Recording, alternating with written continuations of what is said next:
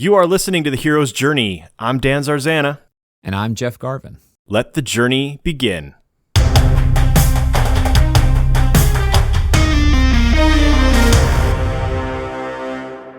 Hee-haw!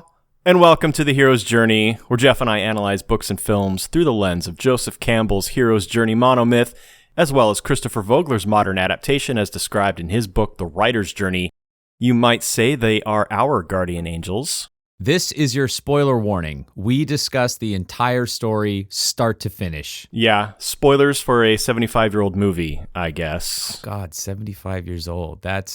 Yeah. I just want to cover our bases. I don't want to ruin anybody's holiday. Speaking of which, I'm not sure how it's December again already, but we're talking about holiday films. Our Patreon members of the Mentor tier and higher voted. In third place was Home Alone with 24% of the vote. Oh, that was in the lead early on. I was like, no way. I mean, I always fail to predict what the patrons are going to choose, but when that was in the lead for like 2 days, I was like, I don't know anyone anymore. I'm just, I fail. Oh, man. We could have had back-to-back Joe Pesci movies. He needs his own podcast, clearly. Also, throughout It's a Wonderful Life, I spotted similarities between it and Goodfellas. Oh, I can't wait for that. That I'll try to bring up. Second place in the poll was Elf with 36% of the vote. Boy, I dodged a bullet with that one. I am not a Will Ferrell fan, so thank you to whoever, to all of you who voted for It's a Wonderful Life, which was the winner with 40% of the vote. Frank Capra's It's a Wonderful Life. Well, if having back-to-back anything is important to us, we seem to have back-to-back box office disappointments. Does that count? Can we count that? Rushed into theaters in December 1946 ahead of its originally planned release date of January 1947. Why you would release a clearly Christmassy movie in January? Beyond me. Thank you, Hollywood executives. It's a Wonderful Life had a $3.1 million production budget and earned just $3.3 million at home. Ouch. And another $2.8 million overseas. Definitely surprising. Yeah, that surprised me.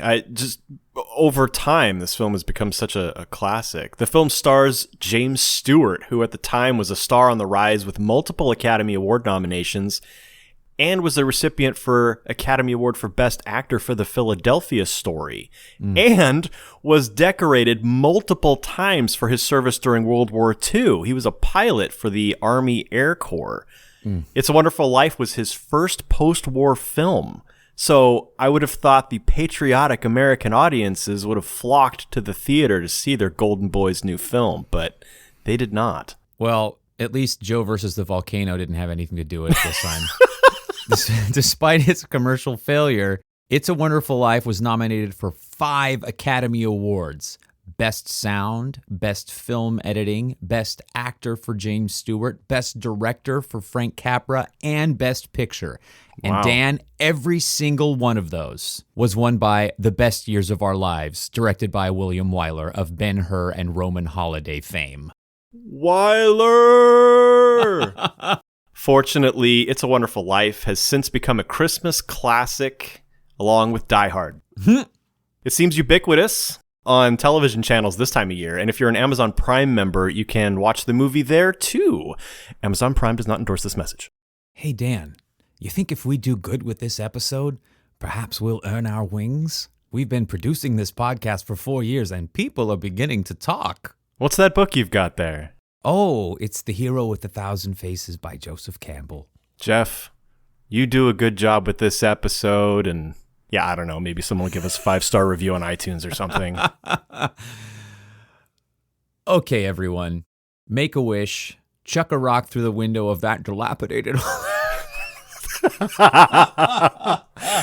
That was brilliant. No, Okay. keep it going. Make a wish. Chuck a rock through the window of that dilapidated old house at the end of the block and hold tight to your dreams, Mary. This is the hero's journey of It's a Wonderful Life. Hee-haw! Act 1 of the hero's journey begins with the ordinary world, the world of common day. We see our main character in their status quo normal life. You know, we love films with a prologue, Dan, and this one definitely has a prologue. We see images of a snowy small town called Bedford Falls, and we hear townspeople praying for a man named George. Dissolved to a starry sky we assume is heaven, where a spiral galaxy named Joseph and the duck dragon from the 1980 Atari game Adventure are discussing this man, George Bailey, and how they need to send someone down to help him. And it's Clarence the clockmaker's turn, and he's a dim but faithful angel second class who hasn't yet earned his wings. And Franklin, the elder angel, sends him down to help George Bailey. Now, they mention that he will be thinking of throwing his life away at exactly 10:45 p.m. Earth time. Just one time zone. Sorry, Australia. That's all we get. I noted that too. I said there's time. 24 time zones on Earth. Which one exactly is Earth time? Is it Earth Standard Time? Is it Daylight Savings? We don't know. So if Clarence saves George, he will earn his wings.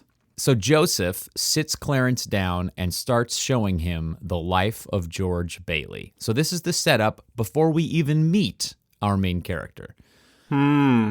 We've veered wildly off course already. What? Fantastic. What? Is Clarence your main character? No. Okay. No, it's George, but... Interesting. Wow. Well, it's funny. I had a lot of trouble with Act 1, but this part seemed pretty clear to me. It seemed really clear to me too. Oh, great! so please continue. Let's see how far you go. Our first snapshot of George Bailey is kids are sledding down a hill on snow shovels onto a frozen pond, and George's kid brother Harry slides right into a hole in the ice.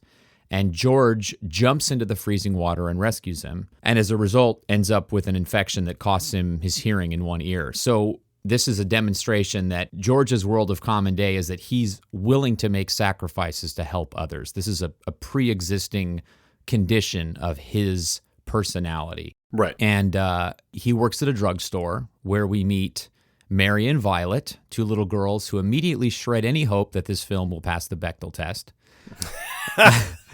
But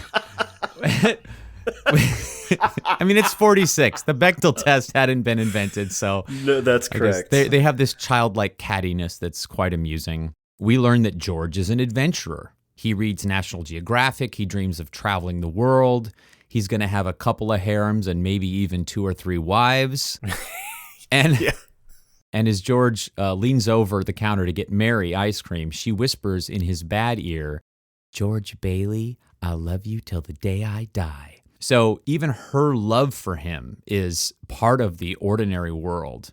And then this is also, in my opinion, part of the ordinary world because, again, it demonstrates what a moral and generous and unfailingly supportive man he is, even as a child. So his boss, Mr. Gower, is falling down drunk because he's just gotten a telegram that his son has died of influenza. And he accidentally puts some poison in some capsules that George is supposed to deliver to a customer. And George catches the mistake. And even though it incurs Mr. Gower's temporary wrath, he saves him, saves his career in pharmacy, and probably saves him from going to jail. Well, we know it does. Oh, that's right, because of what happens later. That's right. So, yeah. So this also is the first similarity between Goodfellas and It's a Wonderful Life. Adult beating the snot out of a child. And keep your mouth shut and don't rat, I guess, is also because he says, I swear I'll never tell anybody. Also, the main character has an after-school job. And drugs are involved. I think you just made clear that Goodfellas is a remake of It's a Wonderful Life. I think so. I am loving the Dan's conspiracy theory portion of the podcast now. This scene where Mr. Gower is angry with George for having failed to deliver this medicine is so compelling. I mean, he has tears in his eyes, and there's some tidbits about this scene that you should stick around for if you're a patron. But what an incredible scene. And you just get not only how upstanding George is as a little kid, but how much Gower loves him. I mean, Mary loves him. Everyone who knows this kid already loves him. He is a big man in this town. Yeah, a good performance too, I think, by Mr. Gower and young George Bailey. Oh, God. Their performances in this scene in particular were really, really nice. What kind of tricks are you playing anyway? Why didn't you limit him right away? Don't you know that boy's very sick? You're hurting my sore here. You lazy loaf. Mr. Gower, you don't know what you're doing. You put something wrong in those capsules. I know you're unhappy. You got the telegram and you're upset. You put something bad in those capsules. It wasn't your fault, Mr. Gower. Just look and see what you did. Look at the bottle you took the powder from. It's poison, I tell you, it's poison. I know you feel bad. Oh. Don't hurt my sore again. Don't hurt my sore again. Oh, George. Oh, Mr. Gower, I would never tell anyone. I know your feeling. I would never tell so. Hope to die, I won't. My final moment of World of Common Day is we meet George Bailey as a grown-up. He's shopping for a suitcase, and the proprietor already has one for him, and it's got his name embossed. It's a gift from Gower. And we learn that George is about to embark on a grand trip.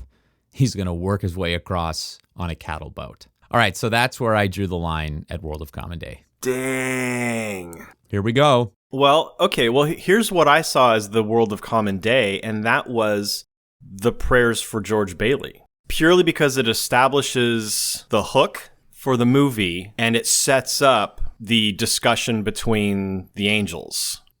Which brings us to the next segment, Call to Adventure.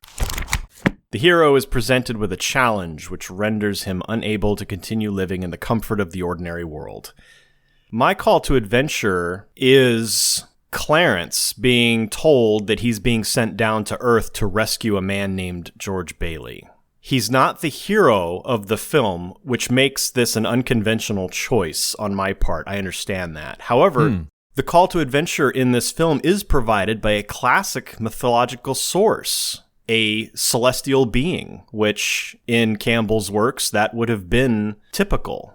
That's immediately what I thought of the very first time I watched this film. I thought, okay, here's the call to adventure.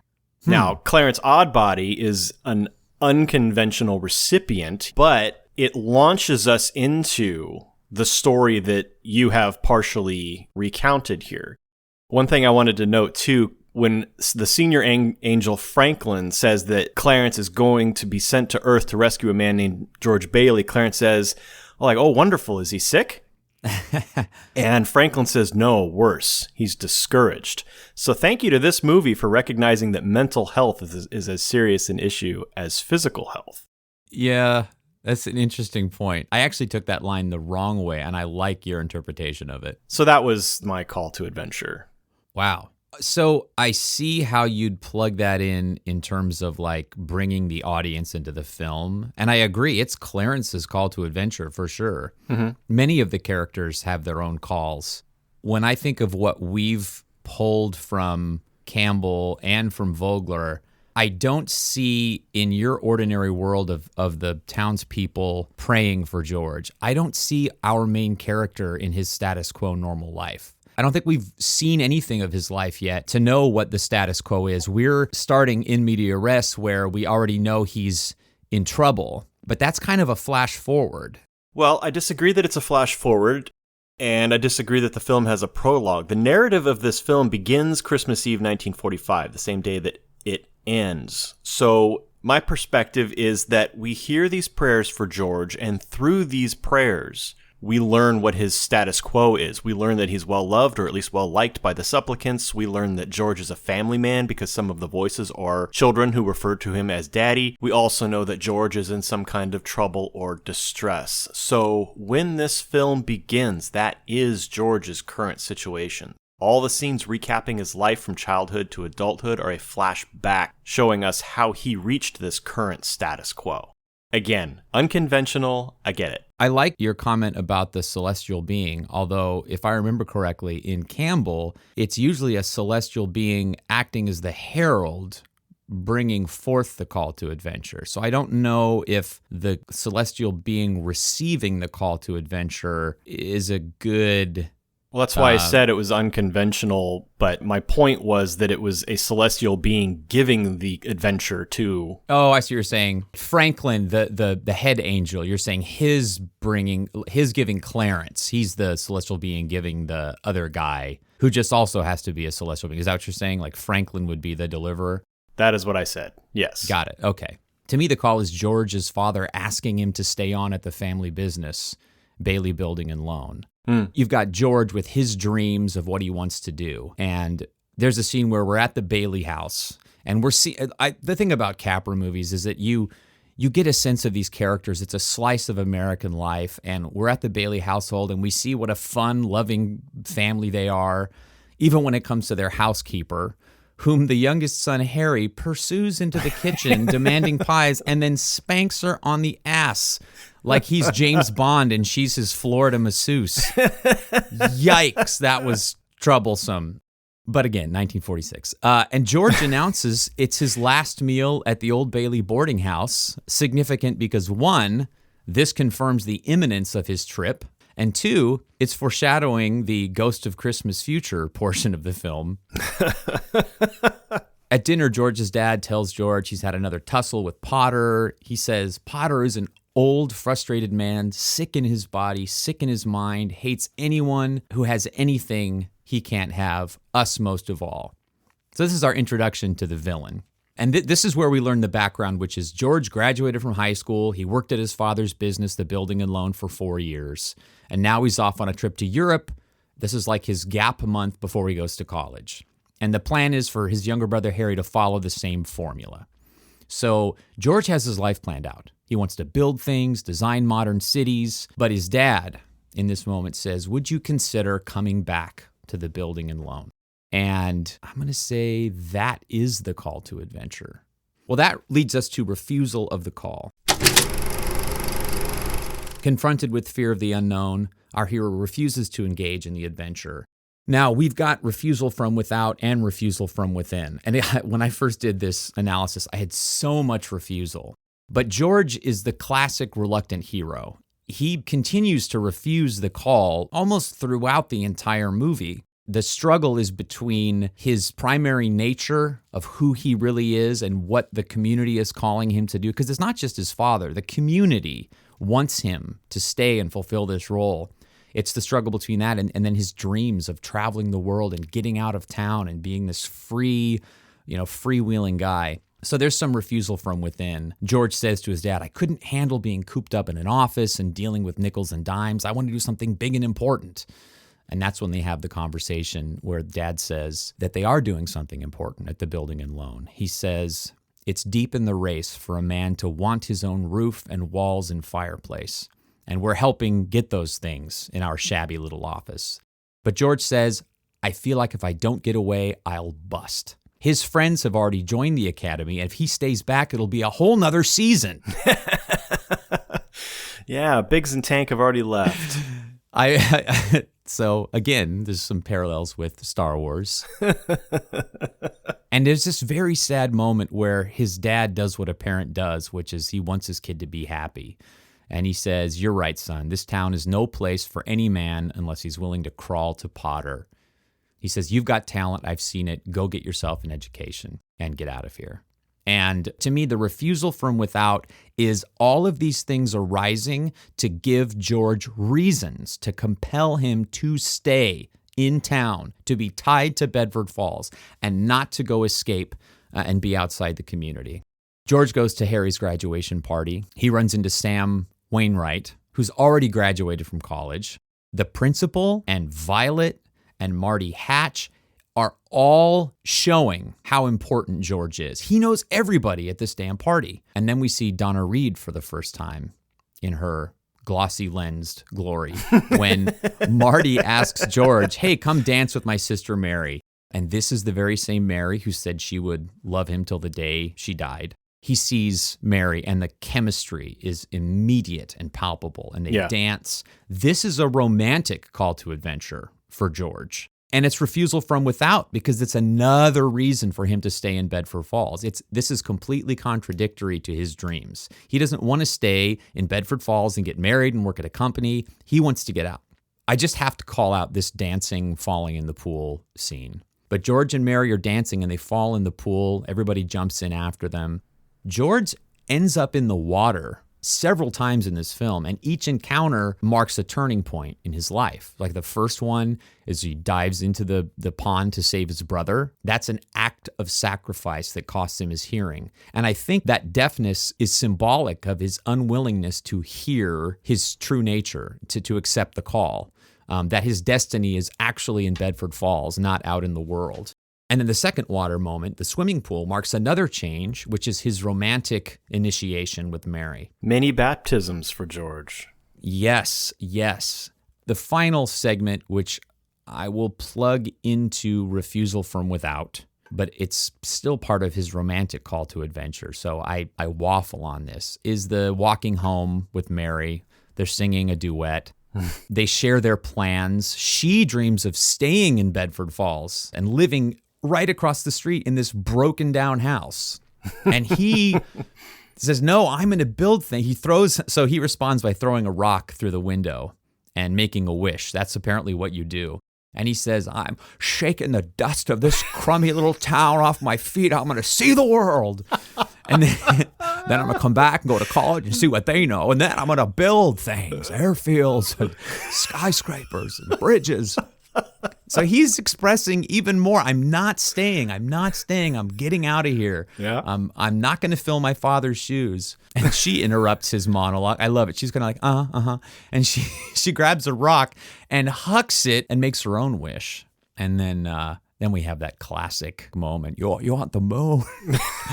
And it's clear that he's falling in love. This romantic call is like gravity hits a tractor beam, pulling him toward Bedford Falls. And that's where I drew the line at the end of Refusal. Damn, you are, I think, 45 minutes ahead of me. Aight. That's amazing. Okay, well, my refusal, I hope people find this interesting and they're not like, ugh. No, I mean, this is the point. Like, I hate it when they disagree because then it takes us a 2-hour episode. All right. I think they love it when we disagree. My refusal, I'm still back at Clarence. Gotcha. Joseph the Angel has some unkind words about Clarence when he's speaking about him to Franklin. He says he's got the IQ of a rabbit. Yes, it's pretty cool, man. But the senior angel, Franklin, wants to give him a chance. And then Joseph replies, poor George, suggesting that he's not at all confident that Clarence is going to succeed at this task. He's going to botch it, and George is going to end up succeeding in his discouragement. And by the way, is it really like a rotating schedule of, the next guy who's going to kill himself just gets the next angel in line? We're not going to send the best guy for the job. We're just going to send the next schlub in line. You got to give everybody a chance. If you send the best guy for the job, that guy is always the one, or gal. That angel's always they're going to be overworked, and they're going to get burnt out, and they're going to drop their wings. They're not going to want to do it anymore. You got to give the second string, third string guys some game time to develop. That's exactly what's happening here. But not in the crucial last 2 minutes of the game is all I'm saying. So one more point of refusal, and that was obviously Refusal from Without. Oh, yeah. Clarence is anxious to get started. He's going to do this in an hour. I've got to go get dressed. He's anxious to get started. So Joseph tells him, sit down so I can show you all about George. And Clarence is confused. And while he's not quite resistant, his interrupted dialogue suggests that he's kind of a, foreshadowing possibly, jump first and ask questions later kind of person. Yeah. He just wants to get right down to the job. He doesn't want to do the training montage and watch the life of George Bailey. So that's what I saw as the refusal of the call before we switch to our main character. It's a very interesting take. I like it. I see Clarence as supernatural aid, delivered late in the story from George's point of view. But I mean, he's an angel who helps save the life of George. Right. And guide him into the path. Speaking of supernatural aid, that is our next segment, Meeting with the Mentor, where the hero receives counsel on how to operate in the special world. Now, here is another reason I have Clarence fulfilling many of the roles here in the first act. Clarence sits with Joseph the Angel to learn about George Bailey. This is the supernatural aid. the senior angel is showing the wingless angel Clarence all about George Bailey so that he knows what to do when he gets to Earth to save him. And we see through Clarence's eyes the good person that George is in these next scenes. And here is where I have George rescuing his little brother from the ice, George going to his after-school job, and where we learn about his dream of escaping Bedford Falls. We learn about Mr. Gower almost giving poison instead of medicine to somebody, where we meet Mr. Potter, and we learn that Mr. Potter wants to take over the building and loan from George's father. So all of this, us seeing George as a boy and seeing his willingness to sacrifice for other people and his integrity, all of that is supernatural aid that is teaching Clarence the good person that George Bailey is. Very unusual take. It's interesting. You're almost to the end of Act 1 and we're still not dealing with main character. Yeah, it's not even 15 minutes into the film. Wow. Well, I expected us to diverge around here, so I am stunned that we we have from step. No, I mean, sorry, I meant. I know. I expected this to be the yeah. I know what you mean. Well, why don't, since I'm so far behind you, should I just go into Crossing the Threshold and then... Yeah, for sure. Okay. All right. Let's do it. So I'll jump into the next segment and then you can wrap up Act 1 from your perspective. So concluding Act 1 is the segment Crossing the First Threshold, where the hero passes a barrier to enter the special world. This crossing represents the hero's commitment to taking on the adventure. Now, this is another similarity between Goodfellas and It's a Wonderful Life. The transition from Act 1 to Act 2 ages up our protagonist from child to adult in a freeze frame. What'd you stop it for? I want you to take a good look at that face. Who is it? George Bailey. Oh, you mean the kid that had his ears slapped back by the druggist? That's the kid. Ah, it's a good face. I like it. I like George Bailey. And then he asks questions about George. Tell me, did he ever tell anyone about the pills? Not a soul. Did he ever marry the girl? Did he ever go exploring? Clarence is into the story now. He's committed to knowing more about George Bailey, and he likes George Bailey. And then Joseph the Angel escorts Clarence across the threshold with the reply, Well, wait and see. And then the film continues. And that's where I ended Act 1. Okay, so this was hard for me because George remains a reluctant hero. He's dragged into this adventure by circumstance. He does not say, all right, I'm committing to the adventure until much later in the narrative. But here's what I chose. While he's on his first date, with Mary, while he's teasing her because she's stuck in the hydrangea bush after her robe got stepped on. So presumably she's hiding in a hydrangea bush naked, and he's teasing her. And that's when Harry and Uncle Billy pull up in their car and say, your father's had a stroke.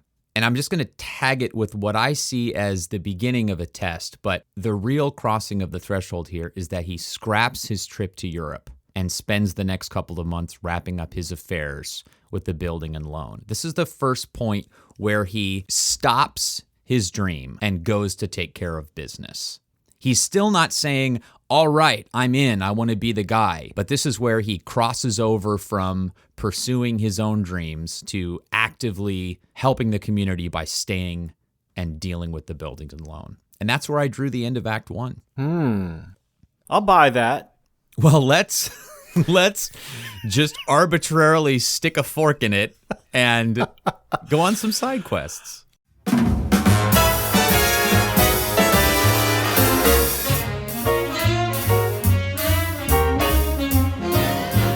Hero's Journey Jeff, won't you come out tonight? Come out tonight, come out tonight. Hero's Journey Jeff, won't you come out tonight? And dance by the light of the moon. Welcome to the side quest at the Campbell Cafe, where Jeff and I take a break from the current journey, pour a cup of joe, Do people still say Joe? Yes. And discuss other quests we've undertaken recently. Award-winning author Jeff Garvin, since our last episode, how have you followed your bliss? Okay, I'm going to start with one that's typical, and then I'm going to take the Dan method and completely diverge from the typical and share something unusual during side I'm not quests. sure I understand what you're referring to. I think you do. So, I saw Dune. Uh-huh. And like you, I avoid trailers. I don't want to talk to people about the movie till I've seen it. But this one, the hype was so ubiquitous that it was hard not to form expectations before I saw it. Particularly because this movie is also the continuation of a meta saga of trying to make Dune. Like... I saw... This is the third completed attempt, I believe. Yes, and I did not see the miniseries. I've only seen I didn't the either. David Lynch film, which I really enjoyed on most levels. Particularly the performance of Sting as Fade Raufa, Sure, all right. whose role was not in this movie, perhaps because Sting's performance was so stunning. Well, maybe he'll be in part 2. Nope, too late. You understand that this is part 1 of 2, right? No, it just had a terrible ending, and that's it. Well, because when you said you saw the movie and we all asked you what you thought of it, this is in our friends group chat. You said, "What happened to the Kwisatz Haderach?" And I was like, Jeff didn't know this was part 1. He thinks they totally botched the story. You didn't clarify. You didn't clarify being sardonic. I failed to convey tone in my sure did. in my text. The long and short of it is I was stunned by it on good. every level. I mean, Me too. The performances were incredible. The visuals were, it was like seeing a Kubrick film in many ways. The visuals were so stunning. But the thing that stuck out to me the most was the score. What a terrifying and unusual and unearthly score. Yeah. And you're not usually a Hans Zimmer fan, are you? I looked back at his work, and I think I don't notice his music most of the time, which I think is a good, that to me that's the sign of a great score. It just hits you emotionally, and you don't come out of the story and go, "Oh, what a great score." Yeah, I agree, but Hans Zimmer has been criticized a lot for his over-the-top scores. I think that's what he's known for, but I enjoy them. Yeah. Call me a plebe if you want, but I enjoy Hans Zimmer's scores. I listen to Hans Zimmer scores for films I haven't even seen. So wow.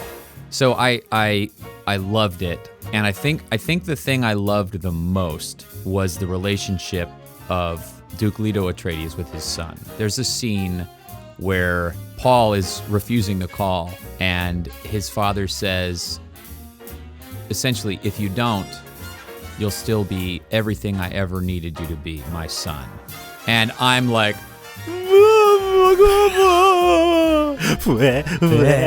anyway, loved Dune. Okay, my second. Yeah, I did too. I saw it too. I'm so glad. My second side quest, I've been reading the same 2 books for like 3 months, and hopefully I will report on them next month because I want to finish them before the end of the year. Yeah, you're way behind on your Goodreads challenge. I pretended that 52 books in a year was doable for me, and it was just a complete fantasy. You were a little aggressive on that after everything else. Yeah. It's consistent with who I am as a person to completely overbite and underchew. Okay. It's a good therapy session. Money management has always been a challenge for me since I first left the nest. And I don't enjoy managing my money. I don't enjoy spreadsheets. I've never found a system that made me want to go do it. I say I'm going to do every morning and check my Mint or whatever, and I don't. And 5 months go by, and I have to dive back into my transactions and categorize them. Tax time comes, and it's just miserable. But my sister-in-law, who is not just a financial guru, but a self-professed financial nerd, has been bugging me to try out this money management software called You Need a Budget, also known as YNAB. And I resisted and I resisted. And finally, she sent me an email and said, I will pay for it for a year. If you please just try it. I was like, all right, fine. Wow. So I dived in. What have you done to your sister-in-law to make her go to these extreme lengths on your behalf? No, she's always been someone who, when she believes in something, she'll nag you till you try it, and she'll take away all the obstacles, So she's always right, huh? Yeah, so far she's always been right. Absolutely. So stop. Just listen to Jasmine. Just listen to her. I will. She and she's a patron too of this. She and Pete are demigod patrons of this podcast. So she's very invested in my success as a human, possibly because I married her sister. But I like to think she likes me for who I am too.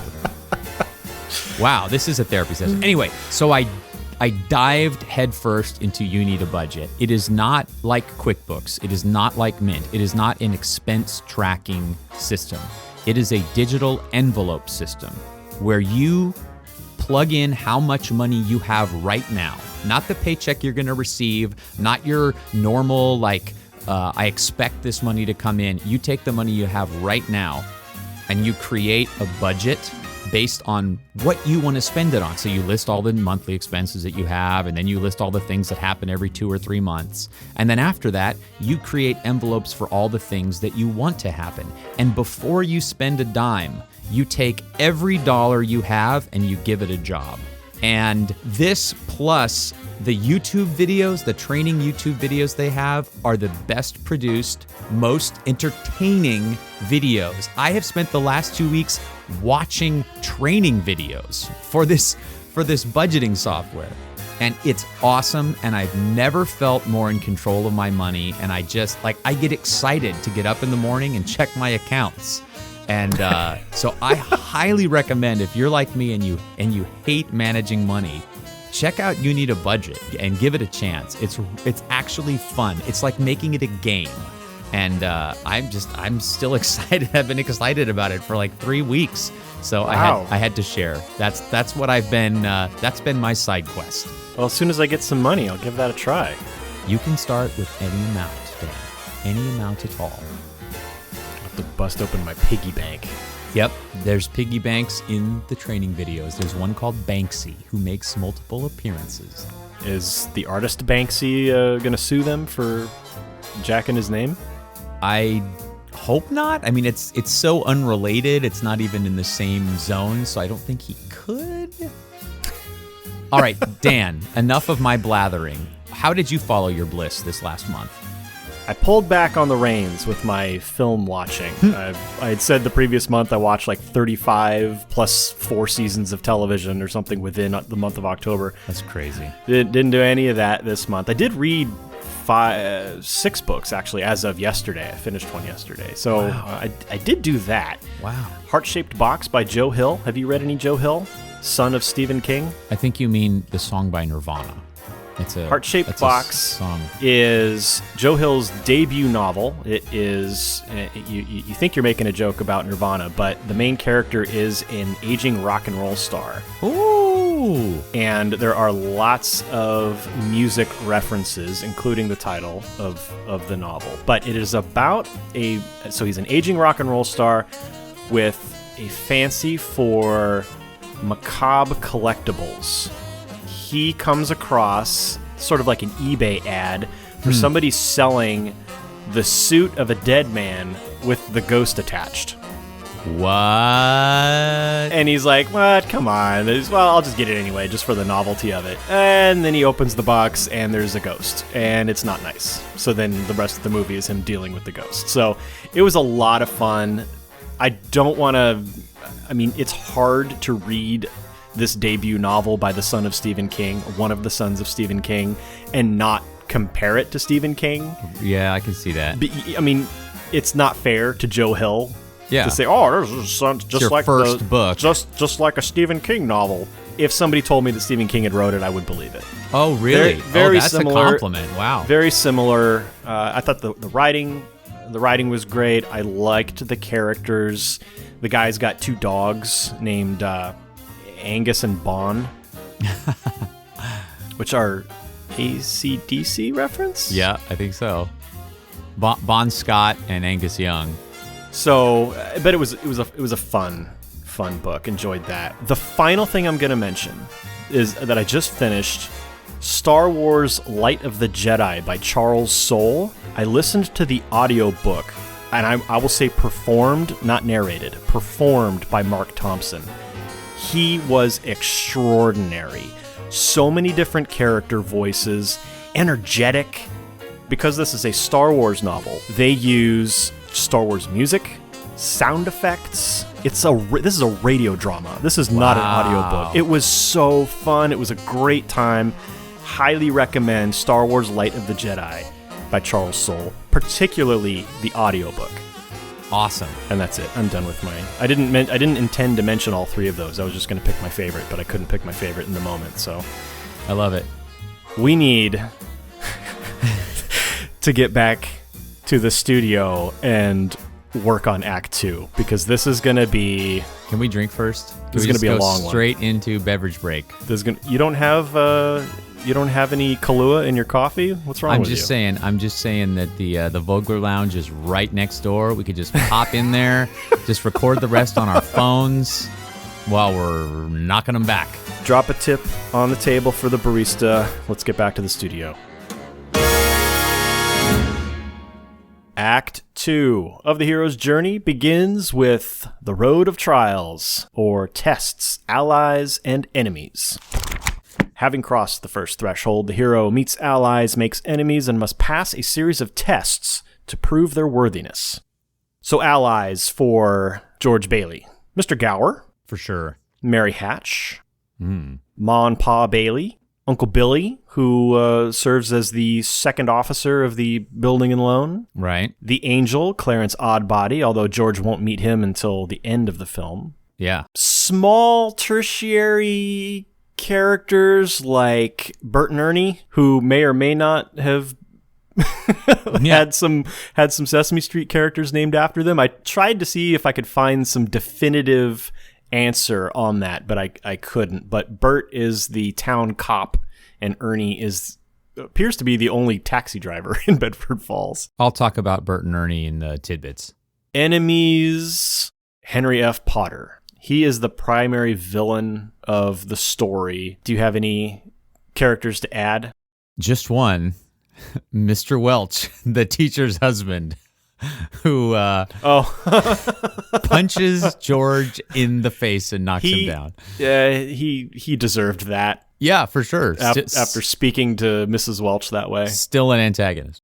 Oh, I agree. Well, actually, I think George is the antagonist in that case, so George is a shapeshifter. Actually, he is a shapeshifter. Yeah. On the shapeshifters front, remember, shapeshifters is how they appear from George's point of view. Yeah. When Clarence shows George what Bedford Falls would be like without him, everyone is a shapeshifter. And that's a key point in propelling George into his final decision. So it's not that the characters themselves change shape, but Clarence distorts their shape as part of a plan to push George onto the right path. Tests. You listed the dinner with Dad on Harry's grad night as the call to adventure. For me, this was a test. He's having that conversation. So I thought the question of Mr. Bailey to George to make a commitment to come back and work at the building and loan was a test. This is can George stay true to what he wants? I saw Harry's party at the high school was a test. The reconnection with Mary, and like you said, they're immediately taken with each other. They participate in the Charleston contest. The jilted suitor opens up the dance floor to reveal the swimming pool underneath. They fall in, and George continues dancing in the water. Yeah. And then everybody gets excited, and they all jump in, and it turns into a pool party. So this was a test for George. Like, how is he going to handle adversity in this situation? He turns it into a fun scenario. And then the blossoming romance between George and Mary, like we talked about, them walking home in the borrowed clothes, she in the robe, he in the football uniform. Is George going to reject or accept this romance? I accept that this is also a romantic call to adventure. Sure. And then the next test, this is where I'm going to rocket ahead of you now. Because this is your crossing of the threshold. Where I see this as a test. Mr. Bailey has died. He attends the board meeting. Mr. Potter says, Mr. Bailey was a horrible businessman. This business is not necessary to the town.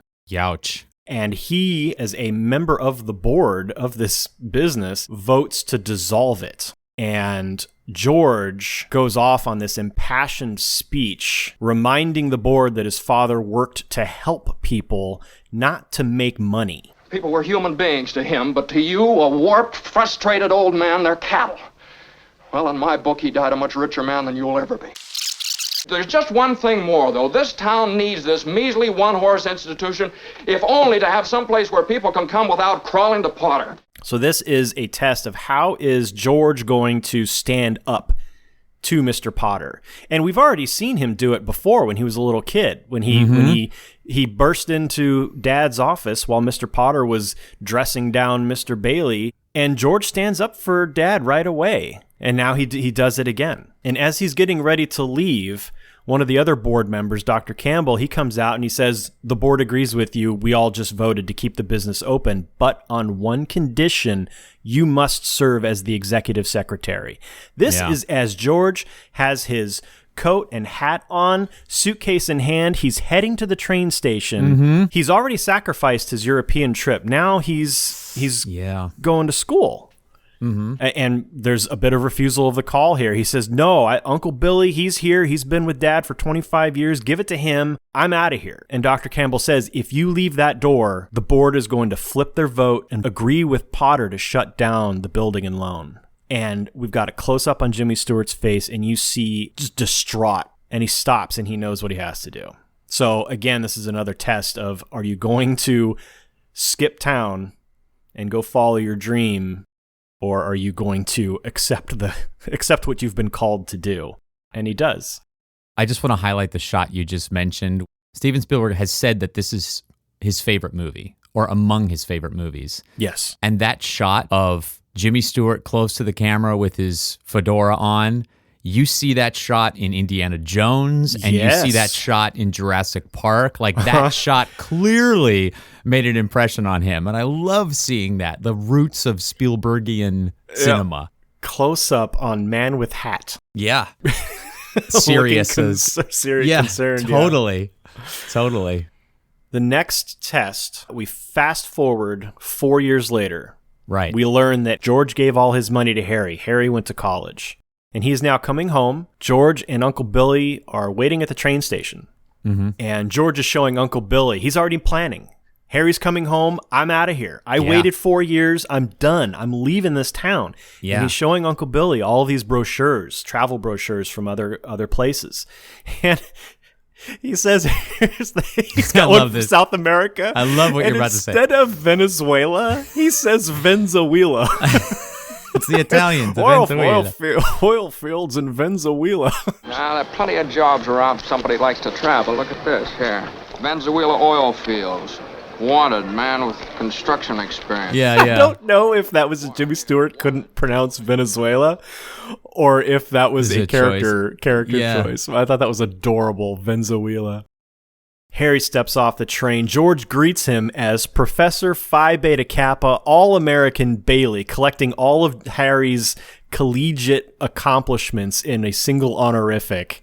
Yeah. Harry greets George as Old George Geographic Explorer Bailey. He's teasing his older brother, but it reminds us that George has been holding the fort in Bedford Falls while his kid brother goes out and conquers the world, and this point is driven home when Harry then greets Uncle Billy and says, "You haven't changed a bit," and Uncle Billy responds, "Nobody ever changes here, you know that." Love it. They're all happy to see each other. There's no venom in any of these words. Yeah. And you can miss this dialogue if you're not paying attention. But these two lines in particular drive home the fact that George has been stuck. Yeah. But now Harry is going to take over as executive secretary of the building and loan, and George can go and pursue his dreams. Except Harry introduces everybody to his new wife. Yeah. Whose father has offered Harry a job. And now George asks Ruth about it. Is it a good job? And Ruth says it is, and it's got a good future. So we already know what George is going to do. Back home, everybody's inside partying, and George is out front, alone, and he hears a train whistle, and he briefly smiles, but the smile disappears quickly. He takes those travel brochures out of his pocket and he throws them on the ground. This is George giving up his dreams once again. He's going to let Harry take the job with his father-in-law while George stays on at the building and loan. That's what I saw as the final test. During that train station scene, you pointed out some really good moments of dialogue that I hadn't taken note of. The brochures he's holding are places where you can get a job and travel. So it's not vacation brochures. These are like, you can work in the oil fields. So he's already downgraded his dreams to, well, maybe I'll go find some place where I can work that's not in Bedford Falls. Yeah. He also says, you know what the 3 most exciting sounds in the world are? Anchor chains, plane motors, and train whistles, which sets up the moment you just mentioned, right? The train whistles. In that scene, the performance by James Stewart after he hears about this job offer, and his brother pulls him aside and says, hey, listen, she spoke out of turn. I never agreed to take that job. I get it. It's your turn. Yes. You see Jimmy Stewart, he starts to crumple because he's like, oh no, you can just see him going, I can't make my brother do this. And then when he gets back to Ruth, he puts on a happy face, he smiles, and that's when he pulls Ruth aside and starts quizzing her about this job. Like, should I be selling out my dream again to help his brother? And you see him do that. Yeah. Dan, you and I agree on the tests for the most part. That brings us to approach to the inmost cave. The hero reaches the edge of a dangerous place where the object of his quest is hidden. I see the representation of the approach happening in 2 sequences. The thing you just mentioned at the party where they're doing the family photo and then everyone goes inside. He has that fun shtick with a very drunk Uncle Billy. And then he gets a little mentorship from Ma Bailey, who urges George to go talk to Mary. You know, she's the right kind of girl for him. Also, she says, did you know that Mary is home from school? So now even Mary has gone to college and graduated and come back. Everyone's graduated from college except for George. So he asks Ma, okay, point me in the right direction. He's imitating Uncle Billy's drunken leaving the party. And he starts to walk in that direction. And then you see his shadow in the bottom right of the frame turn around and he walks the other way. More refusal. The final portion of Approach. God, this scene is so good. I'm going to get choked up. The performances are so good. It's just, acting styles have changed over the years. And this acting by James Stewart is so ahead of its time. It's so subtle and nuanced and real. And just as his acting is so inspiring and intimidating. So he does turn up at Mary's. Very grumbly, dragging a stick along the fence, pacing back and forth. And he's a total jerk to her. All right, I'll come in. And he struggles with the gate. The gate doesn't let me out. And then, he's a jerk to her. And I think it's like, this is all implied, but, after what's happened to him to prevent him pursuing his dreams, the death of his father, Harry's chance at a new life outside Bedford Falls, sidelining his dreams. I think at this point he's feeling trapped. And then he finds out that his mother called ahead to tell Mary he's coming. So he's like feeling manipulated. Like everything is just coming to a head after all his doing the right thing and sacrificing. He's just on the edge. And she's put on Buffalo Gal on the phonograph, and she's made an illustration of him lassoing the moon. She has set this up to be like, let's pick up where we left off. Yep. But he's just taking his frustration out on her. He treats her like he's somebody he has to see and he doesn't want to stay. Right. And so she's like, finally stands up for herself. Well, then why don't you leave? And then Sam Wainwright, who is ostensibly the guy she's maybe sort of involved with, but he's out of town, calls. And she's like, oh, this is my opportunity to make him jealous. So she turns on the Oh Sweet Sammy act. And then Sam wants to talk to George. And George gets on oh man. Yeah. George, they're sharing the handset and they're just so close. And you can see Jim Stewie smells her hair and it's just the proximity is killing him. Meanwhile, Sam Wainwright is like pitching him on, gotta invest in my factory. And George says, well, why don't you move it to Bedford Falls? He's already the building and loan guy. Again, bring business to Bedford. So this is the beginning of his... Anyway. Yep. So Sam says to Mary, tell him this is the opportunity of a lifetime. And she turns to him and says, this is the opportunity of a lifetime. And of course, the subtext is, this moment is our chance. Yep. And he hangs up the phone and he grabs Mary and he shakes her. Yeah. And he's just so passionate. He's like, I don't want any plastics. I don't want to get married. I want to do what I want to do. And then he just starts kissing her face, and it's just this passionate, angry moment, and it's so cathartic. The fact that both of them didn't win an Academy Award is just a failure of fate. I've never seen whatever that movie was that won, and no one remembers it, but this movie is deeply plunged into the heart of Americans, and that scene is one of the best love scenes in the history of cinema as far as I'm concerned. And that ends Approach to the Inmost Cave. That brings us to the ordeal. The hero faces the ultimate test, often risking death to overcome their worst fears, sometimes actually appearing to die. Here is another similarity between Goodfellas and It's a Wonderful Life. Yes. In Goodfellas, Henry has a violent altercation with a suitor is not quite the right word. I think the guy that lives across the street from Karen. Right. He is like he's making a move on Karen. So anyway, that goes poorly. Henry goes over, violent altercation. Yeah. Cut to wedding scene. Yes. In this film, there's a suitor, Sam Wainwright, calling on Mary, and it's a more emotionally violent scene than a physically violent scene, although George is shaking Mary by the shoulders. Yeah. But it's a violent scene emotionally. Yes. Cut to wedding scene. Yeah. Same as Goodfellas. Totally. Same movie. Totally the same movie. Remake. You heard it here first. Goodfellas is not only a Christmas movie, it is a remake of It's a Wonderful Life. Dan, conspiracy theory moment.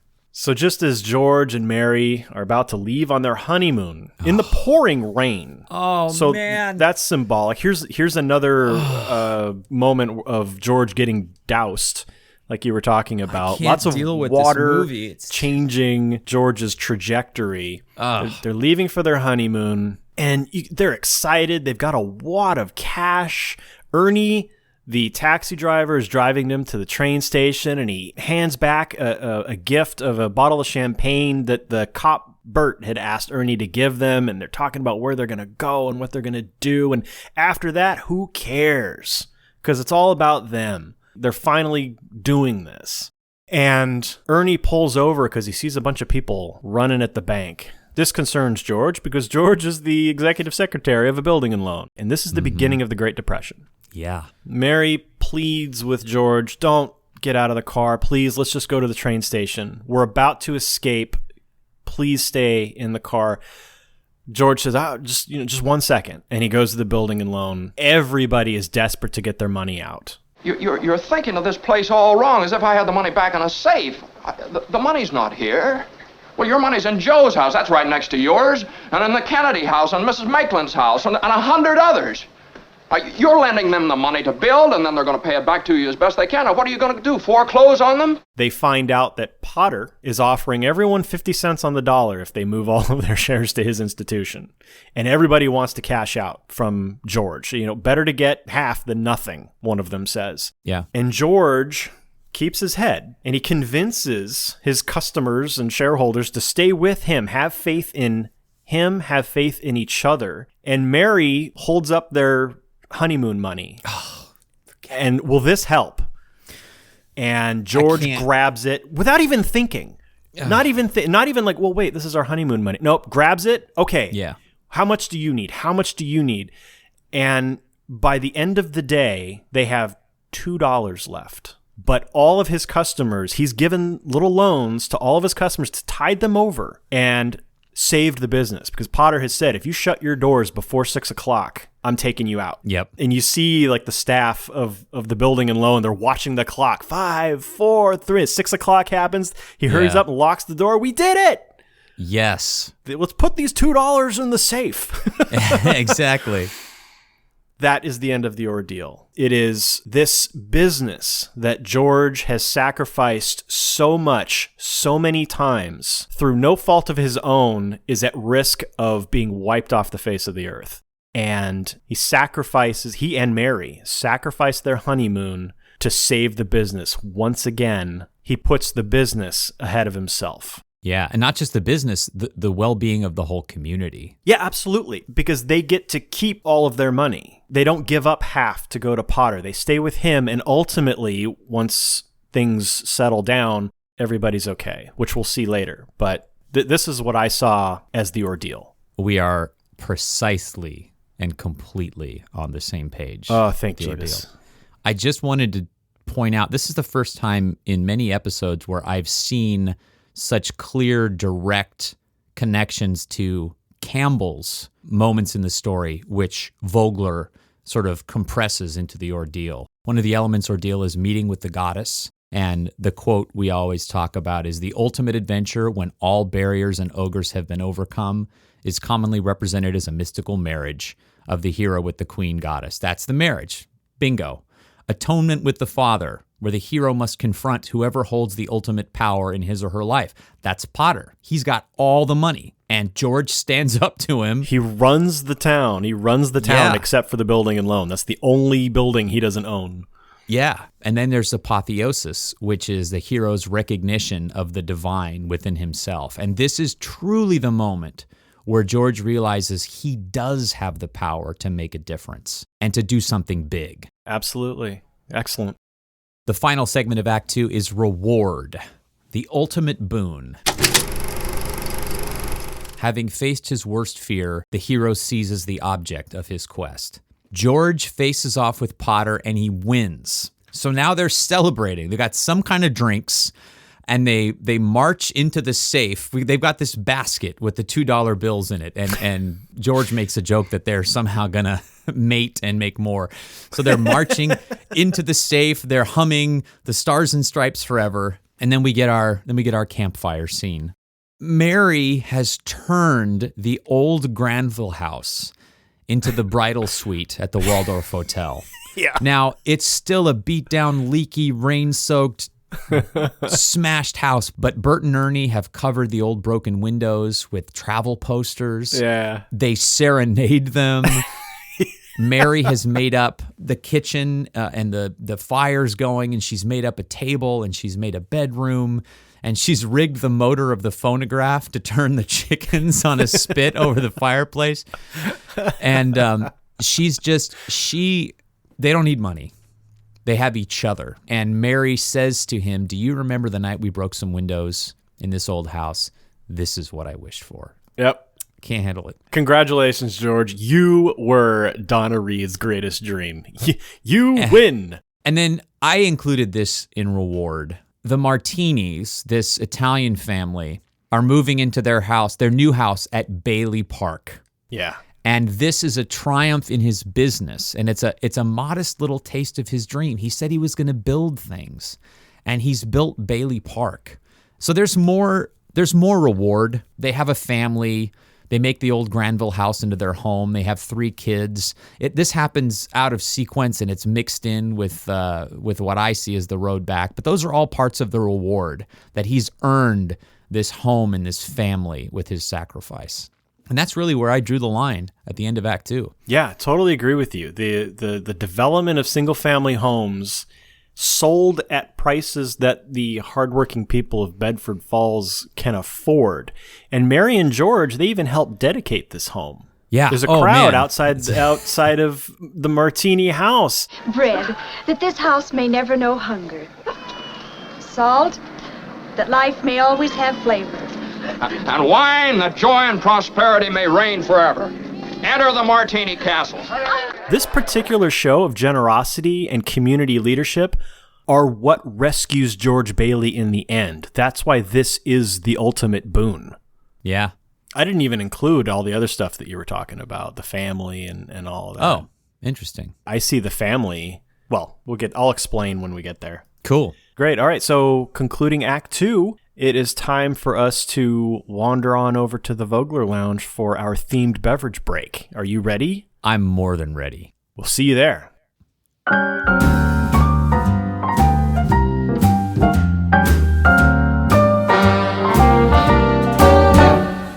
Dan, welcome to the Vogler Lounge. Thank you. I'm glad that we finally merged up. Yes. Let's celebrate the meeting of our $2 bills by having a drink. Lovely. You go first. I go first? Okay. This one I'm excited to try. I found a cocktail called It's a Wonderful Life. Nah.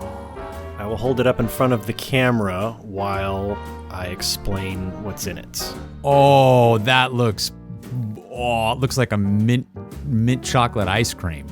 It is 3 ounces of half and half cream. 1.5 ounce of Irish cream liqueur. Of course, I chose Bailey's Irish cream. Half an ounce of creme de menthe.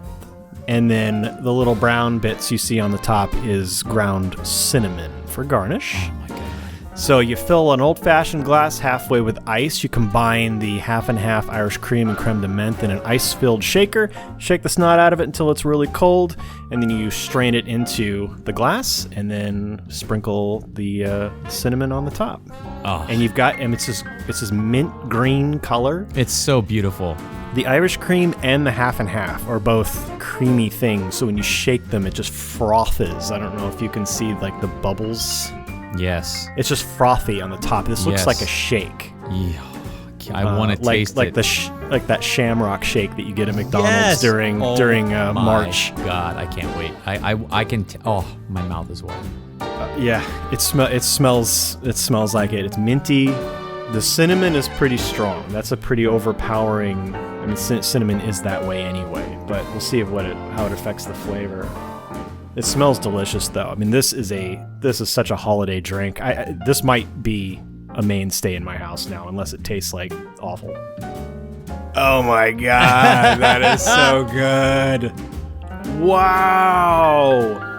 During December, I'm a big Bailey's Irish Cream fan anyway, but I'll usually just drink it on the rocks. This, though, is like minty Bailey's Irish Cream, but it's even creamier. The cinnamon, oh man, this is so good. Oh yeah. Yep, I think I found a new favorite. Wow. Is that going to edge out eggnog as your favorite holiday drink? This takes quite a bit more effort to make That's true. Than just pouring some brandy in a glass and filling it with eggnog. So eggnog will probably just be my mainstay, but this certainly is gonna make an appearance on some special nights. It's a wonderful drink. Oh man, it certainly is. Oh, that's so good. What do you have? Well, first I have to say that my daughter cannot say eggnog. She says eggnog. And no matter how much we try to correct her, are you drinking eggnog? She did that last year. Yeah, she still. Still? Yeah, eggnog. G. Can't get the G. Okay. So at Martini's bar, George orders a double bourbon. That's all I had to hear, man. Bourbon is my favorite alcoholic beverage. Yep. So I did do a perfunctory walk through the beer section, but I stopped researching the moment I heard those words from Jimmy Stewart's lips. Blah, blah, blah. So I chose something I've been wanting to buy but have never purchased. Oh, okay. Angel's Envy. Oh, awesome! Straight bourbon whiskey What finished a great in port choice. wine barrels. What a great choice And for this film. On the back of the bottle, it has angel's wings. Oh, I don't know if you can see that. Oh, yeah, you can sort of see it right kind of there. see the etching. Yeah. So yeah, Clarence is envious of the other angel's wings. Yep. And he gets his wings in the end. He does. Okay. Spoiler. That's great. That's great. Yeah, it's just perfect. I was like, oh, come on, that's great. Before you go with your taste, here's what I almost selected. Because also bourbon, Maker's Mark 46. This film was released in 1946. I almost went with this if I didn't find the cocktail recipe. Okay, go ahead with your taste. Okay, so as you know, I prefer my whiskey on the rocks, but my commitment is to try drinking whiskey neat. Yeah. So That's a good way to go. this is very bourbon colored. It's it's like a dark apple juice, a little bit darker than apple juice, and I can tell it's got sugar in it because it's got those drippy, what is it called, legs? What's it called on the? That's a wine. Anyway, it looks delicious. All right, this. What is the proof? Oh yes, it's a little bit aggressive. Not quite. It's 43.3%, so 86.6 proof. Okay. I think it's 80 proof is the minimum for a whiskey. Yes. Yep. So it's a little bit above minimum. All right, here comes the smell. It doesn't have any burn in the nostril. I expected at 86.6 that it would be like especially super alcoholic, but it smells very it's not sweet. It's a tiny bit herbal maybe, but it's also got that caramel kind of bourbon vibe. All right, I'm gonna take a sip. sounds good. It definitely has a burn.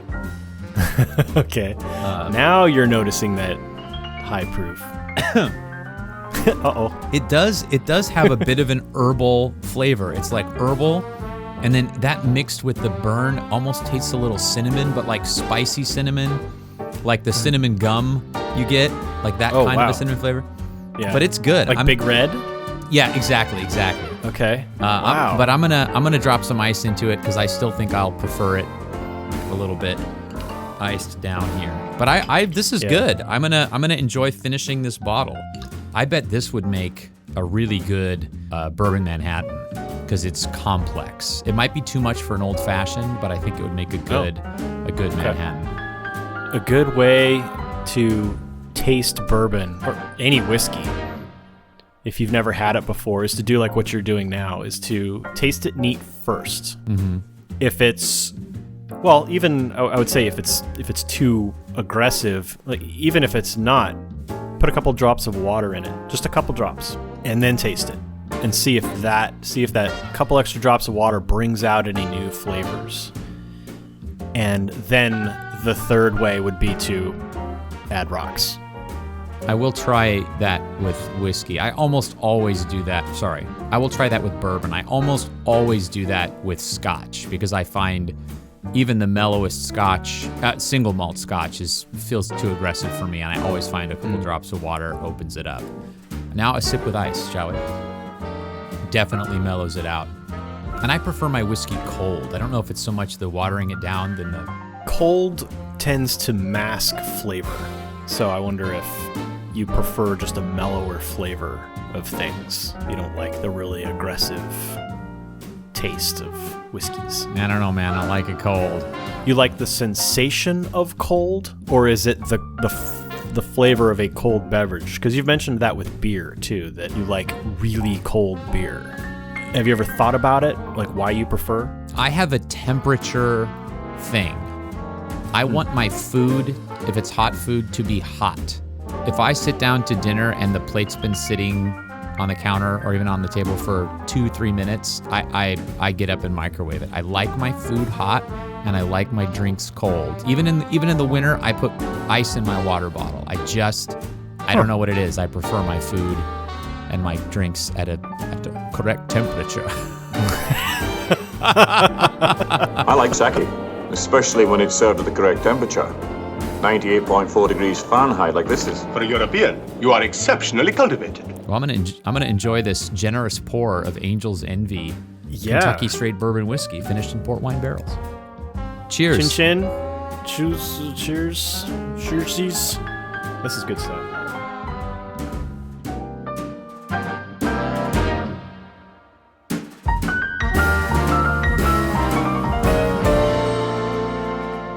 Act 3 begins with the road back. The hero is pursued by vengeful forces, disturbed when he sees the object of his quest. We're still at Bailey Park. Sam Wainwright, his old high school buddy who went off to start a factory and offered George a position on the ground floor, comes to Bailey Park and is watching the dedication of the Martini House. His venture into plastics has become a success. He's in town to check on the new factory. He's in a fancy suit. His wife is in a fancy dress. They're standing in front of their fancy luxury car with chauffeur. Mm-hmm. And he offers George and Mary to come down to Florida with them on vacation after they check out the factory. And George says, I'd love to, but I can't get away. And Sam says, nah, nose to the old grindstone still. And as Sam drives away in this luxurious new automobile with chauffeur, George kicks the door shut of his old clunker. Mm-hmm.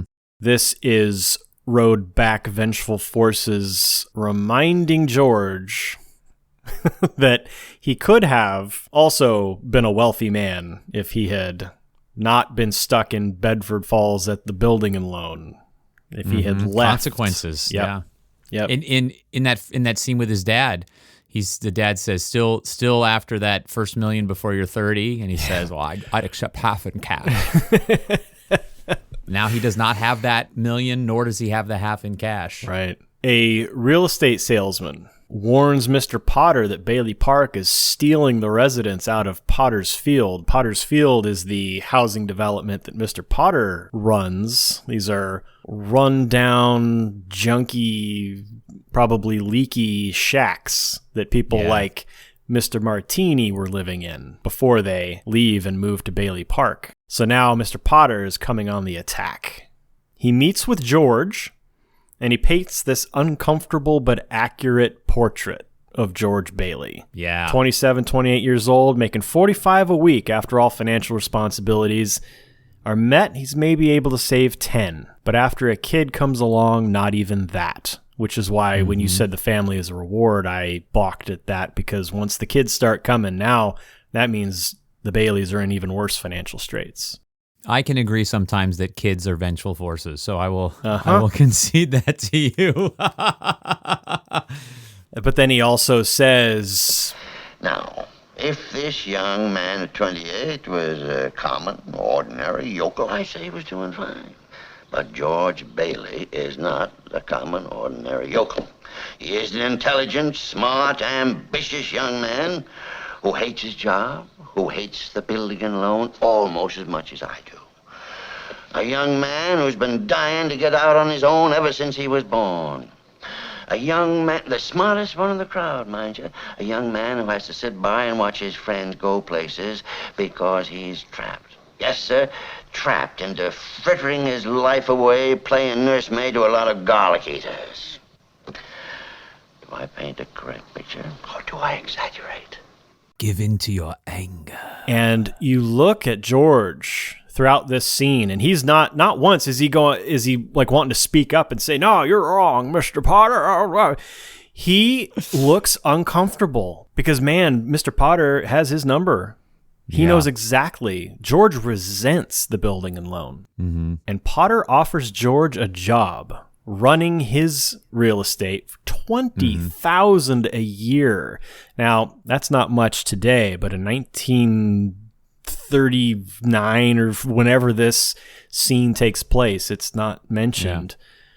Check out the tidbits. I have the adjusted cost. Oh, good. Okay. All right. Inflation costs in the bonus audio content. All right. And this would be a 3-year contract, by the way. And George is overcome. He's like, oh, I need a day to think about it. And Mr. Potter is just being completely amicable. Sure, go talk it over with the wife and I'll draw up the papers. And they shake hands. And in that moment, George realizes he's about to make a deal with the devil. Exactly what I wrote down. And he pulls his hand away. He looks at it repulsed, like it's got slime on it. I mean, I first thought, did Mr. Potter like sneeze into his hand off camera, off screen before this scene happened? And he's well, he's not wearing a mask. And he knows if he's washing his hands. Yeah, right. And he even wipes his hand off on his suit coat, like getting the stink of Potter off of his hand. And he says, I don't need to think about it. The answer's no. And he storms out of the office. Now, in this scene, we see that Mr. Potter has a portrait of himself on his office wall. I thought that was humorous. The vengeful forces continue. When George returns home, his wife is already asleep, and in the darkness, we hear flashbacks of conversations. Potter telling George you could live in the nicest house in town. George pledging to leave Bedford Falls, seeing the world, building things. And as he's looking at the framed drawing that Mary made of him lassoing the moon, Mary wakes up and starts singing Buffalo Gals. And George asks, why did you ever marry a guy like me? And she's just joking around, to keep from being an old maid. But I also want my baby to look like you. And George realizes that Mary is telling him he's pregnant. This is minutes after Mr. Potter has told George, you're able to save maybe $10 a week, but once a kid comes along, you won't even be able to save that. Mm-hmm. And now immediately there's a kid coming. Right. So bye-bye all of George's weekly earnings. And if you thought you couldn't travel the world before... Exactly. Yeah. If you can't save money, you can't leave Bedford Falls. I guess those anchor chains don't sound good now, huh? Because they dropping. So now Joseph the Angel confirms to Clarence that they stay in Bedford Falls. Mary works all day fixing up the Granville house, trying to turn it into a home. George returns home late every night from the office. Potter is bearing down hard. And then World War II happens. Yeah. And Joseph the Angel tells Clarence all these stories of valor, military glory of the men of Bedford Falls, including his little brother, who becomes a naval aviator and shoots down 15 enemy planes and saves a bunch of troop transports from kamikaze attacks. George Bailey, however, due to his bad ear, has been 4F'd, so which means he's rejected by the draft, and he stays home with the thankless job of running scrap metal drives and paper drives and rubber drives. Air raid warden. Oh, yeah. While all of his, and this is all contrary to Jimmy Stewart's real military experience, right. But he was a decorated war hero. Yeah. In World War II. And also that by the end of all of this, George and Mary ended up with 4 kids. So not just the one kid wiping out that $10 in potential savings per week, but 4 kids. Now that's what I call being 4F'd. And now the final bit of the road back. We catch up to the beginning of the film, Christmas Eve, 1945. Harry is being awarded the Medal of Honor. George is very proud, obviously. And he's showing people on the street the newspaper headline showing that his little brother is a war hero. But a bank examiner visits George. And George is kind of joking with him, just between you and me, Mr. Carter, we're broke. Yeah. Bank auditor does not have a sense of humor. No. And Uncle Billy is on his way to the bank, which is run by Mr. Potter, to make a deposit of $8,000 in cash. And during a conversation with Mr. Potter in the lobby, and I thought this was pretty impressive sleight of hand. I didn't notice it happen the first time I watched. I rewound once we see what happens. I went, wait, where did it go? I thought maybe he left it on a table or something, but no, it accidentally gets folded up into a newspaper that Mr. Potter takes out of Billy's hands, and that envelope with $8,000 is inside the folded newspaper. So the money is lost. George and Uncle Billy walk up and down the street trying to trace his steps, trying to find this money. $8,000, I mean, that seems like a lot of money to me. Again, I've got the adjusted for inflation amount. Yeah, in 1945, $8,000 was a lot more valuable.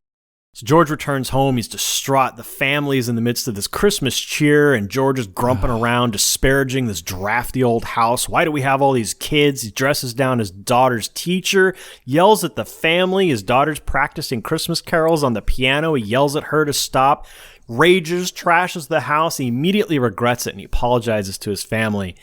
But then he's hostile again immediately to his daughter when she's too scared to continue playing the piano. And then George crawls to Potter, fulfilling the prophecy of his own father.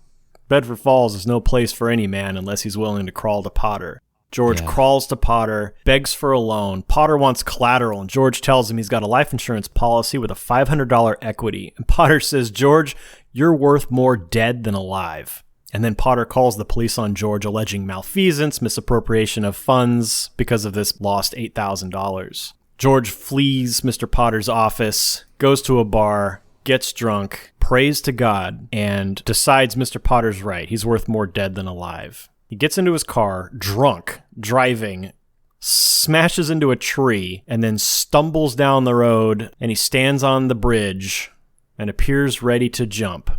That's the end of The Road Back, The Vengeful Forces. 100%. Totally agree. Solid.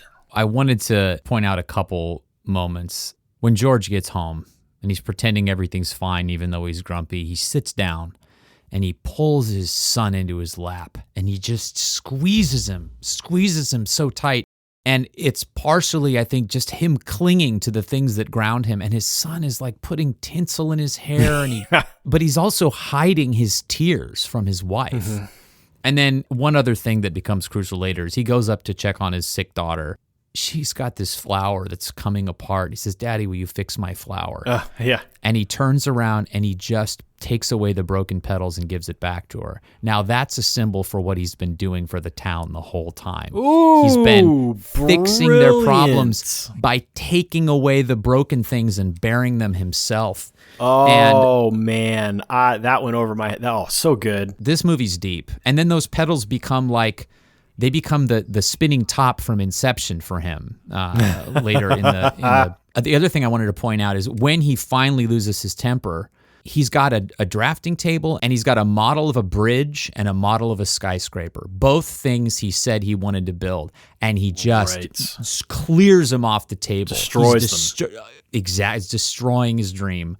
And then the last thing that's a vengeful force is, when he's at home, he's taking out his frustration on the teacher who let his daughter walk home with an open coat, and that's why she gets a cold. And he just bawls out the teacher and then the teacher's husband. Hello, who's this? Oh, Mr. Welch. Okay, that's fine, Mr. Welch. Give me a chance to tell you what I really think of your wife. George. And then when he's at Martini's bar, who's sitting a couple seats down from the bar? It's Mr. Welch. Yeah. Talk about vengeful forces, man. Lays him out. So yeah, you and I are 100% in sync. And that leads us to Resurrection, where the hero faces death one more time in a final battle or showdown. This time the danger is on the broadest scale of the entire story. The final battle here is the battle for George Bailey's life. Mm-hmm. He's ready to end it. And now Clarence appears. It's his job to make sure Bailey doesn't end it. He jumps off the bridge before George can, knowing that because of George's nature, he's going to jump in and save Clarence. And he does. Mm-hmm. And as they're drying off in the toll house, George says it'd be better if he hadn't been born. So Clarence gets the idea that he's going to, Ghost of Christmas Future style, show George what Bedford Falls would be like without him. So in a sequence of moments of revelation, they go to Martini's bar. The crashed car isn't there on the way. Nick at the bar doesn't know who he is. Mr. Gower stumbles in. He's not a druggist anymore, but a desperate beggar. Yep. Because George wasn't around to stop him delivering those poison capsules. Yep. What's worse, Bedford Falls is now Potterville, and it's not a beautiful snowy town. It's filled with nightclubs and pawn shops and dance halls. Violet's getting arrested. The business and loan went out of business years ago. He gets in the cab, but Ernie doesn't know him. He asks to be taken to his house, but it's not his. It's still the old broken down Granville house. The cops are about to arrest him, but Clarence runs interference and it leaves Bert going, "What's going on? He disappeared. Where'd he go?" He goes to visit his mother, but she doesn't know him either. And she's actually running the Bailey boarding house, which George joked about when he said, "Oh, it's my last meal at the old Bailey boarding house." But now it is the Bailey boarding house. By the way, great work by the actress Beulah Bondi. Yeah. She's this kind, open mother, and then in this alternate present, she is crumple-faced and hunched and not at all the loving, beautiful-looking soul we've seen before. Right. He goes in search of what should be Bailey Park, but instead it's a cemetery where he finds his brother's grave. He died in that frozen pond because George wasn't there to save him. Apparently the other kids just stood around and watched him drown. Finally, he goes to see Mary. She's not his wife anymore. She's an old maid librarian with glasses. She hasn't sunk so far as to have a ponytail and glasses, but she has glasses nonetheless. That was a little nod to Not Another Teen Movie. Oh, okay. She doesn't know him, and he chases her down, and she screams and faints while a mob holds George back. Mary, it's George. Don't you know me? What's happened to us? I don't know. You let me go. Mary, please. Oh, don't do this to me. Please, Mary. Help me. Where's our kids? I need you, Mary. Help me. Mary, let me go. And this is the thing that makes him realize that he's got to get back. So he gets away, he punches out Bert, and runs back to the bridge. He wants to live now. Get me back to my wife and kids. Help me, Clarence, please. Please. I want to live again. Please, God, let him live. And just like that, his wish is granted. That brings us, in my opinion, to the end of Resurrection. Yeah, I agree. A couple of moments where, again, this film is basically Goodfellas. One of the clubs on the street that in Pottersville is the Bamboo Club. No And if we way. remember the Bamboo Lounge from Goodfellas. Clear reference. Also, Bert the cop fires 6 shots at a fleeing George Bailey. Exactly the exact number of I love that you worked that. I was trying to work that in. I love it. I love you. Merry Christmas. I just have to note that a moment ago when I said that's the end of Resurrection, I did Sean Connery because apparently when I turn on the impression machine in my head, it default Resurrection is what I said. Not, oh, it's Resurrection. Idiot. Oh my God. Final segment of the hero's journey is the freedom to live. The hero, having won some precious treasure or reward, now returns to the ordinary world to share the spoils of battle. Bert the cop catches up with George at the bridge, and George still thinks that Bert's after him. But Bert helps George realize, you're back in Bedford Falls. George runs through the town. He finds his crashed car up against the tree, and he celebrates. Yeah! And he runs through the town, Bedford Falls! screaming Merry Christmas at everybody. Merry Christmas! Merry Christmas, George! Merry Christmas, George! Merry Christmas, movie house! Merry Christmas, Emporium! And of course, the classic line, Merry Christmas, you wonderful old building and loan. And he returns home to find the bank examiner, reporters, and a man from the DA's office with a warrant for his arrest standing in his foyer. And he's completely oblivious. He's just thrilled to be home. He hugs his kids. And then Mary and Uncle Billy show up at home. And they've got a basket full of cash that has been donated by the grateful people of Bedford Falls, the people that George has spent his entire life working to uplift with his business, with the Bailey Park home development. And George and the building and loan are saved. Even the bank examiners pull some money out of his wallet, and the DA, or the man from the DA's office, shreds the arrest warrant. And Harry arrives early. He wasn't supposed to arrive until Christmas Day, but he's here now. And he toasts to my big brother, the richest man in town. And everybody starts singing Auld Lang Syne. And George looks down, and he sees Clarence's copy of The Adventures of Tom Sawyer atop the pile of money. And inside is an inscription, Dear George, remember no man is a failure who has friends. Thanks for the wings. Love, Clarence. And at that moment, a bell on the Christmas tree rings, and little Zuzu, the daughter who was sick, says, Look, Daddy, teacher says every time a bell rings, an angel gets its wings. And then that's the end of the movie. We see once again that Liberty Pictures logo with a giant bell ringing. I think that's more than just an end of film logo or studio. It's like a Papa Daddy angel studio getting his logo. wings. Yeah, that's like a great big bell. Bong. So George has been rewarded with a second chance at life. He understands now the effect he has on the people around him. And I think that, not to get too sentimental about it, but that is something that I think we all, I wish we all had that opportunity. George receives that gift. That is his elixir. The end of this movie makes me ugly cry every time. I was typing my notes last night, got to the ending, ugly crying. When those community members start throwing money into the basket, I lose it, man. I mean, and it's so like Martini has a big salad bowl full of cash, and he's like, I even busted a jukebox. And Mr. Gower collected on all his charge accounts, which is planted in the way early beginning of the film. Right. Everyone's on charge. Yeah. Violet decides not to go to New York, brings back his money. Annie, it's the funniest line. She said, I've been saving up for a divorce in case I got married. She gives him his divorce money. It's just, even the high school principal shows up with collections from the faculty, though presumably not Mrs. Welch. Yeah, and he gets a telegram from Sam Wainwright saying, right. offering up to $25,000 loan to help keep him above water. Now, it's important to note that Mr. Potter gets away with that $8,000. Yes, and by the way, there's some cool stuff about that ending in the tidbits. Okay. But like you said earlier, the freedom to live for George is his appreciation of what he already has. The realization that he has done something big, that he has built something important. And in that final scene, as you said, so few of us get to see the love and the appreciation and the effect he's had. And you get the sense from that moment on, he may still be interested in love travel, but he has a wonderful life, and he gets that. Well, hee-haw, Jeff, what do you say? Did we earn our wings? I sure hope so, because boy, am I tired of walking everywhere. Terrible.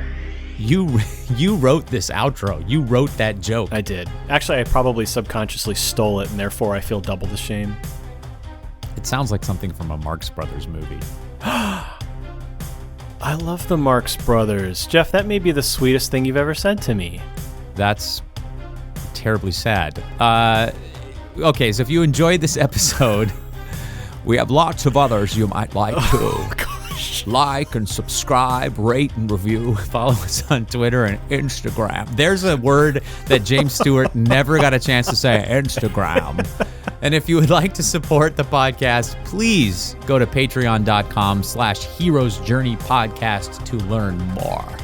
Thank you to all our patrons who make this show possible, including our demigod patrons, Scott Sanford, Ricky Garvin, John Peterson Jr., Jeff Scott, Joseph Wilbur, Michelle Calderon, Ami Garvin, Salathiel Jones, and Jasmine and Pete Hudson. Special thanks to Dean Ethington.